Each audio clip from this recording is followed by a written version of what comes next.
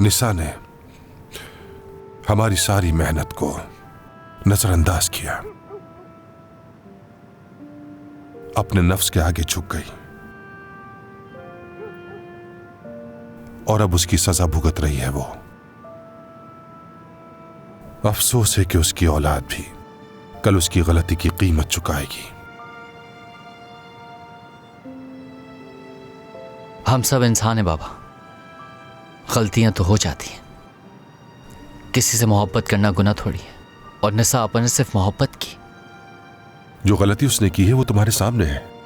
तुम खुद ही तो कहते हो कि तुम्हारी बहन की हालत ऐसी क्यों है और उसके बच्चे भी ऐसे क्यों हैं। कसूर आपा का नहीं जो उन्होंने उस शख्स से मोहब्बत की, क्योंकि उनकी मोहब्बत तो पाकीज़ा थी, और आप किसी की मोहब्बत को गलत नहीं कह सकते। फिर हम क्या कहें उमर, क्या कहूं उस बारे में मैं? मेरे इतने समझाने के बावजूद जो तुमने किया, बताओ मुझे।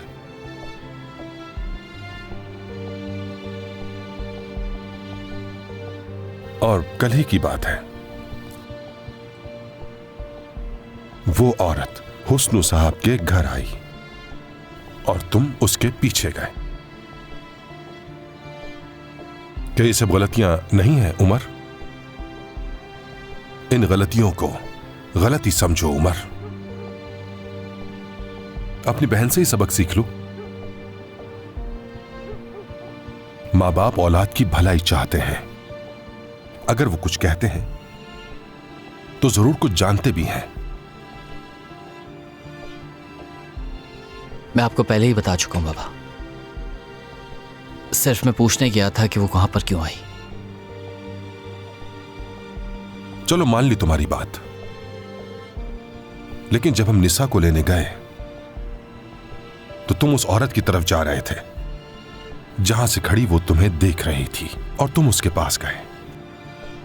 अगर वो औरत तुमसे कहती कि उमर मत जाओ, यहीं रुक जाओ, तो तुम क्या करते?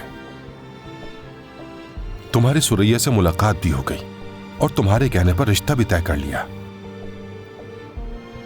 सारी तैयारी हो गई, सब मुंतजिर थे और हम सब वहां जाने के लिए निकल चुके थे। सब खुश थे, सुरैया के घर वाले हमारा इंतजार कर रहे थे।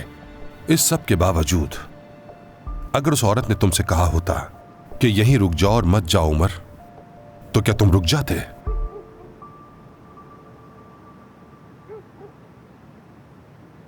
क्या वाकई तुम्हारी अकल ने तुम्हारा साथ देना छोड़ दिया था,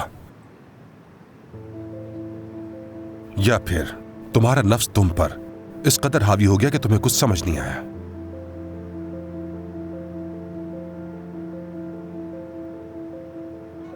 बताओ मुझे, क्या कहोगे?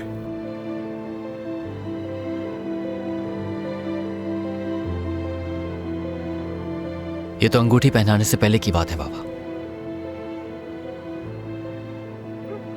मैंने वादा किया है आपसे, सुरैया और उसके घर वालों से, और सबसे बड़ी बात, सबके सामने अल्लाह से वादा किया मैंने। और आप इतना तो जानते हैं मुझे कि मैं अपना वादा हमेशा पूरा करता आया हूं।